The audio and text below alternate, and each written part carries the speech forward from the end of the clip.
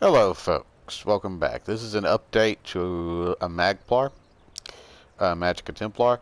It is well-known knowledge that Templars have been heavily nerfed since update 35, and that the stabs are not quite what they used to be.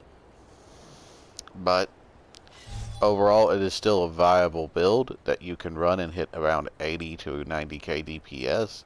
Keep in mind this build is designed to have a relatively easy rotation, so that way you won't have to worry about timing, keeping up 100 buffs, and timing a... It's mainly just to simplify the timing of the build. So, with that being said, the sets we are running are Neraneth for the head and shoulders. You can swap this out for Zons. Zons and Neraneth are pretty much interchangeable. On the body, we have Sororia. All this with max mag enchants, all of it in divines. And then for our second set, we're running Deadly with infused on the jewelry. With purple jewelry, you're going to get... It's kind of a toss-up, really, between infused and bloodthirsty. It's more of whichever one you think is going to hit harder. Right now, bloodthirsty is edging out infused by just a hair, but you're not talking about very much change there. And then with the weapons, I am running precise dagger, deadly daggers. You can also run Nirnhoned on this hand and charged on this hand, both with charged having poison. But with it being a Magplar, precise. Again, this is not a meta build of any kind. This is just a good, solid build with a relatively easy rotation that will get you to about 80 to 90k. And then Maelstrom's Inferno. If you don't have the perfected version, that's fine. Just run the Maelstrom Inferno staff with a weapon damage enchant and infused. Because they have nerfed this, it does no longer do the extra damage to light attacks, it just increases the damage of Wall of Elements. But it's still really nice to get your proc off of for your weapon and spell damage proc. Your other option instead of War Maiden is Mother Sorrow. If you can't get anything else, this is relatively cheap in Guild Traders. It's going to drop you down to somewhere in the 70s on DPS. War Maiden is another good option. And it drops in Vardenfell. You can find it inside Guild Traders, and it is the second best option outside of Sororia. With Sororia, while this is a Magicka character, it's going to fight very much like a stamina character because you're going to be up on top of your target, because Sororia builds off light attacks. But since it's on the body, we just have to worry about making sure that we hit a light attack and keep that up. We hit a light attack every 5 seconds.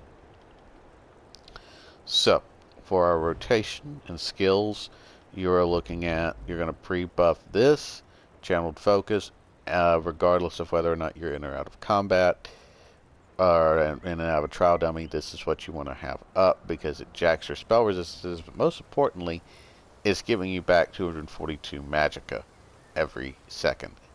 May not sound like a lot, trust me, it is, because you do burn through magic on this build, because there's only one same ability, and that's here. Now, I tend to run Barrier on the back bar just because it's useful to have in a pinch.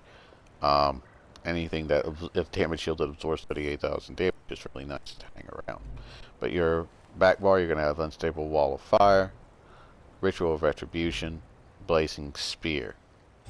And then on your main bar, you're going to have Barbed Trap, Solar Barrage, Flawless Dawnbreaker is your ulti, Puncturing Sweep for your stabs, and Radiant Oppression, which got a significant buff, is an excellent execute. You want to start this at about 30%-ish, give or take.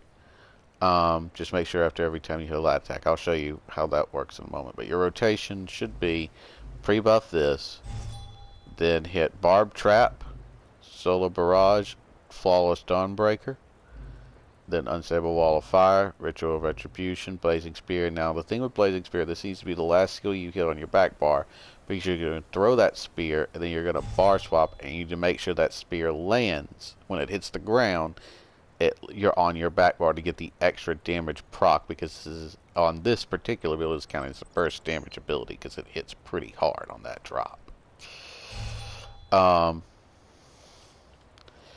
As far as your skills go, get everything you can inside Destro Staff and Dual Wield.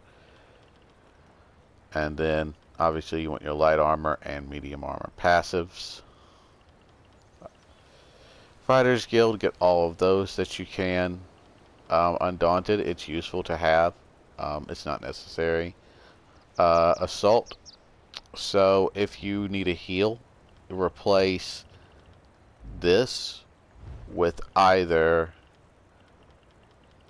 Vigor or replace it with Honor the Dead, which is a selfish heal.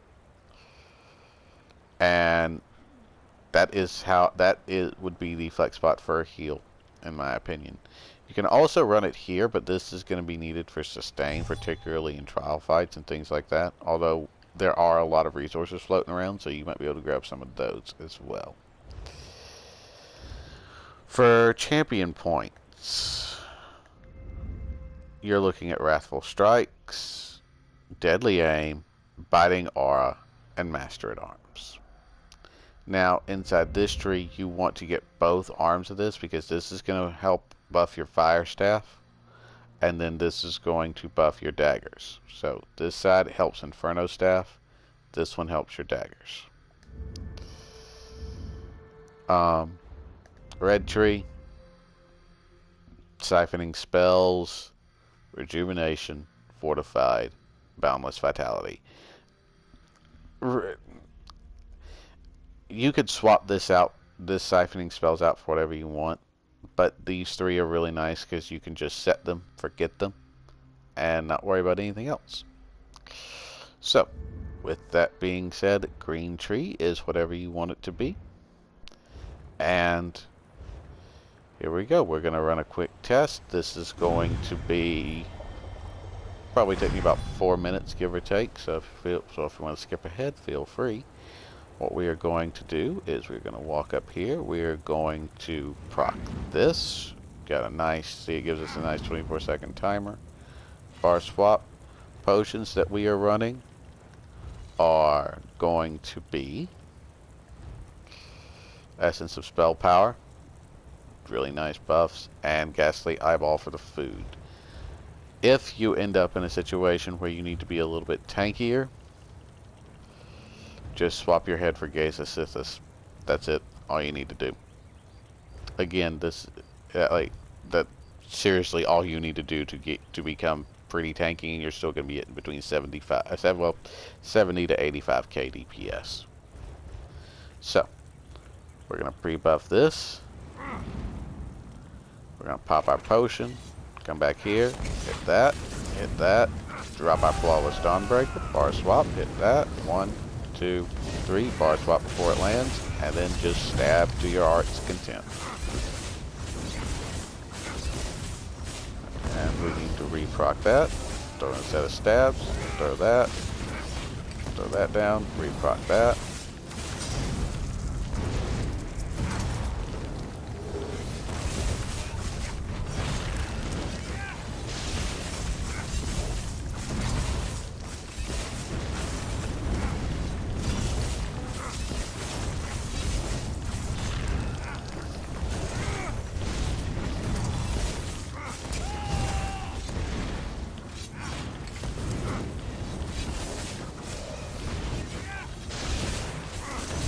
And really all you're trying to do is just keep all of your skills active, and you're not doing that, you're just stabbing.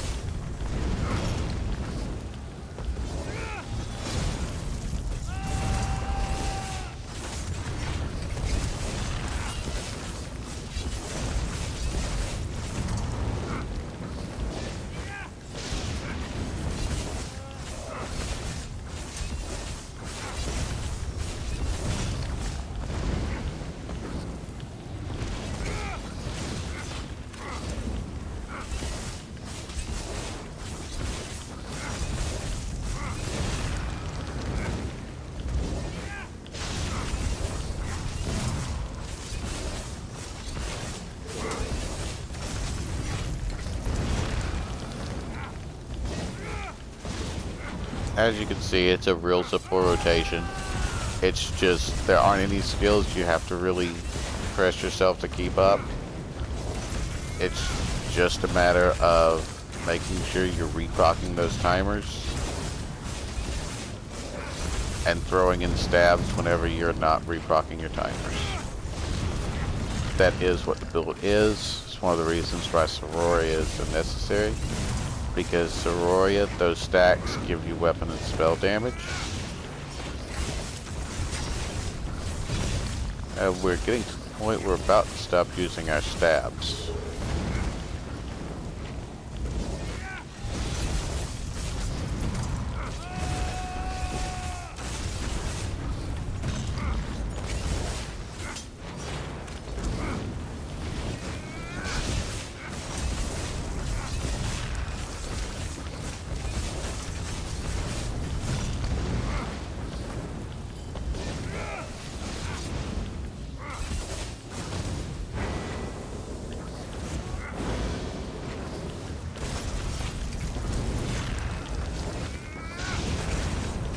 And then you're just going to swap out your sets of stabs for the Templar Execute. It used to be that you wouldn't start it till about now, but they have buffed it so significantly that honestly you could start at about 40% and still hit really good damage with it. Alright, we're not going to proc that circle again. We're just going to keep up our buffs. You do need to pop your potion on this, just because, and that's the last time we're going to proc everything, and we're just going to burn our way out of this. We're not even going to hit that shard, we're just going to burn. 5%, you drop everything, and you just burn. Don't even hit that, and there you go, 82,000. Like I said, this isn't really designed to be a maximum DPS build. It's designed to be a fairly simple rotation build on a well-known character. Like I said, you're going to hit around the 80s, somewhere in the 80s once you get good with the rotation. One thing to note with this, and really all builds, is you want to get all the passives and whatever weapons you want. So like this, Destro Staff and Dual Wield, and then fly all the way down here. This is something a lot of people forget, but you need to get your alchemy up to 50 on a build, and then get all three of these medicinal uses. Now the reason for this is because what this does, particularly on magic builds that don't have access to the major sorcery buff, is that your potions, if you don't have medicinal use, are going to last about 30 seconds and some change. But with medicinal use, 47.6 seconds. The cooldown time on almost all potions is 45 seconds. So that means that this potion is going to last longer than your cooldown, which gives you 100% uptime on it, which on a Magplar you do need. And that's pretty much the entire build. So feel free to leave any thoughts or questions in the comments below. And I will see y'all later. Have a great day, folks.